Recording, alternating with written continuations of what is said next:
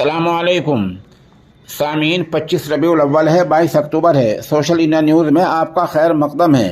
खबर का उन्वान है, मध्य प्रदेश में बड़ा सड़क हादसा, 15 लोगों की मौत, 35 शदीद ज़ख्मी। खबर थोड़ी तफसील से सुनिए। मध्य प्रदेश के रीवा के नज़दीक नेशनल हाईवे 30 पर रात लगभग 11:30 बजे बस और एक गाड़ी की टक्कर में बड़ा हादसा हो गया है और हादसे में जैसा कि हमने बताया 15 लोगों की मौत हो गई है। ये बस हैदराबाद से गोरखपुर जा रही थी। यह हादसा उत्तर प्रदेश और एमपी के मध्य प्रदेश की सरहद के पास रूनुमा हुआ है। बताया जा रहा है कि बस में तकरीबन 100 आदमी सवार थे और ये सभी लोग मजदूर थे जो मध्य प्रदेश से उत्तर प्रदेश अपने घर दिवाली की छुट्टी मनाने आ रहे थे। बताया जा रहा है कि पहाड़ी से उतरते वक्त बस दूसरी गाड़ी से टकराई है, जिससे ये बड़ा हादसा हो गया है।